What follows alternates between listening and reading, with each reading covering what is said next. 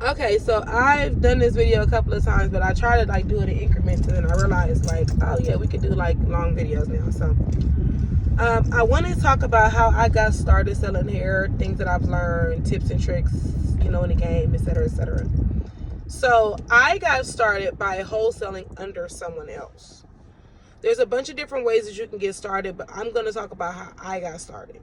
So I got started by wholesaling under someone else. There was a young lady out here. She doesn't live out here anymore. She moved to Vegas a couple years back, but she was like really, really big in the hair game when I got started.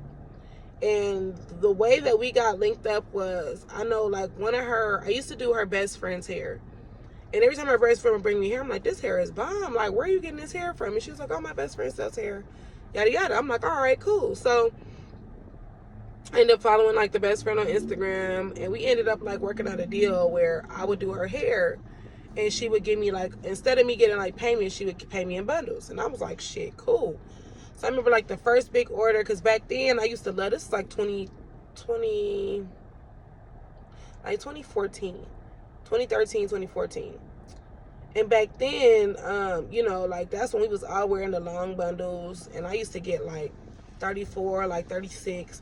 And like the longer the bundle, the less hair you get on the web. So I was like, yep, I need like 6 bundles of 34, whatever. I'm only 5'2", so y'all can imagine that shit was like hitting like damn near my kneecap and shit. So we ended up working on a deal, and then we ended up just getting like really close, like on a business and a friendship level. And so at some point she was like, you know what, why don't you just start wholesaling through me? Like everybody buys hair from me because I'm telling y'all, like I was sending everybody to her. And so that's how I got started. Was I would wholesale under her. So I would I would take orders or whatever, and then I would send the order to her. So I would just make my little cut off the top or whatever. So I want to say like maybe about fast forward a couple of years later to maybe about 2016. Yeah, like 2016. Was it 2016? 2017. Well, the timeline really doesn't matter like that, so I'm just gonna say a couple of years later. So fast forward like a couple of years later, we were still wholesaling through each other, but I just noticed that like she kind of like slowed down on her speed with getting the orders out and getting like the bundles and stuff to me so that I could send them out. And so I realized like I'm doing all of this through her. She got to be getting it from somebody somewhere, right? So what happened is after a certain amount of time, she, instead of sending it to me herself, she started to have it directly sent from the vendor. And so one day I put 2 and 2 together and I Googled the address on the form. And this is a little bit of free game. So if you guys are wholesaling under someone, under like a company, and this company is doing like drop shipping where they're getting the bundles dropped off to you, check the address, because if the address is coming from like, let's say China, that's coming directly from the vendor. So you can cut out the middleman all the way around. Because you got people that'll be like, oh, you're wholesaling under them, and they're like, oh, I'll sell you my vendor for this much. And there's nothing wrong with that. But like, hey, bro, like dead ass, if you could save yourself however much money they're going to charge you for that vendor just by checking the address, do that. Like, So that's what I ended up doing. I remember it was one time I did an order through her, and it took like some weeks for me to get this order. And then she stopped answering me. And she already had my money. And I don't fault her because overall we had a really good business relationship. I just think that at the time she probably just had a lot going on. And so, but I just, like I said, when I figured out like where I could get the address from, when I figured out that I could find the vendor information by the address, I just went that route. So,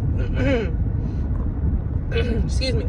So I used to work at a check cashing place, and we used to do what was called reversing numbers and addresses, where literally you just plug a number or an address into a system. Now you can just do it through Google, but back then you'd have to do it through like the system, and it would give you the person's information based on their number or based on their address or whatever. So I'll reverse the address on Google, and it popped up the hair company.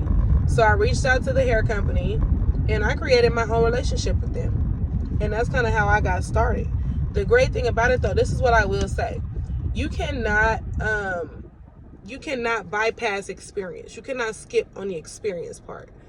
So even if you go that route, you still need to get experience on buying hair. You still need to get experience on different types of hair. You know, like there's a lot out here. You know, there's certain bundles where you'll get a bundle and it look fire. And then when you install it in the client's head, it's trash. As soon as your flat irons hit it, the hair is melting. A lot of these companies, they've mastered the art of making the hair look good. And then as soon as you install it, it's trash. Excuse me. So it's fine as long as it's in a bundle, but as soon as that hair gets loose, it's raggedy. So you want to be careful with stuff like that. Another thing that I would say is when you are getting into this industry and you are not a stylist, it's going to be 10 times harder for you because nobody cares about what you're talking about. You don't do hair. You don't put hair in. Even if you like, let's say that, you tell everybody, this is the only hair I wear.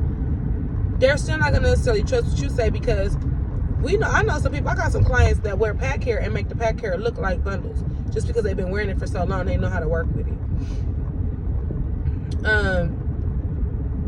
If you're a stylist, it's a lot easier. You know, like what I tell people is when you have a new product, you know, test that shit out on your clients. Get their feedback. What I used to do is anytime I would try, because even over time, like I've had the same vendor for 7-8 years, right? However, what I will tell you guys is, you know, you don't ever get comfortable with just one vendor. A vendor can drop the ball. A vendor can sell you some bullshit. Your representatives will change. So you may think that you may be working with this one person and this has been your lady for 5 years, and then she leaves and goes to another company. She gonna try to sell you that hair from that other company, and that shit may be boo-boo. You know, and then you also got to get to know your new rep. So just kind of keep things like that in mind. I always tell people, like, don't get comfortable with one company, especially when you're working with Chinese people. Like, their job is to sell, sell, sell. They don't give a shit about quality. They're going to tell you it's quality, but they're not walking around with that shit in their head. You know what I mean? So always keep stuff like that in mind. Pay attention to your pricing. Pay attention to what your wholesale price is, because they'll tell you, let's say for argument's sake, they say, okay, I don't know, a bundle of 14, wholesale is $62. I don't know, I'm just giving you guys a number. And you say, okay, I need 3 of those. And they be like, it's going to be $382. How did we get to $382? Like, one thing I will say is, like, I've dealt with a lot of great people, but I've also dealt with a lot of shady characters. And then when you question them about it, or you go and do the math and you be like, oh, no, that's not right. Then they'll go, oh, I'm so sorry, yada, yada, yada. You know, so you got to be careful with that. Another thing that I will say when getting started is, you don't have to be perfect when you get started, when you started out. Honestly, the quality matters more than anything. You can get the fancy packaging and all that cute shit later. You don't have to start off with that. And there's a lot of stuff that you can do yourself before you start spending money. So for instance, the majority of vendors, you can purchase, you can have your labels and things like that purchased and manufactured through them. And that is actually what I choose to do. It makes life easier for me, because that way by the time my bundles get to me, they already have the bundle wrap around it. They already had a little sticker that tell you the link. And then now there are certain companies that'll have like either like a tag, or they'll have an insert that will tell you like the texture and the length of that or whatever, and instructions if you so choose to.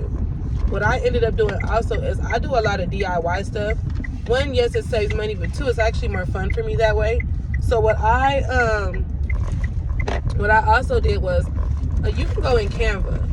And I know people talk about it a lot, but when I tell y'all Canva, literally, that's one of my most used business tools. You can go on Canva and create your like packaging and things like that. So what I did on Canva was I created my little inserts, and it was a little card that said, "Thank you so much for your purchase. Here's 10% off of your next purchase." And you give them a coupon code, and then on the back, when they flip the card over, you give them care instructions. I'll be back with a little bit more information a little later.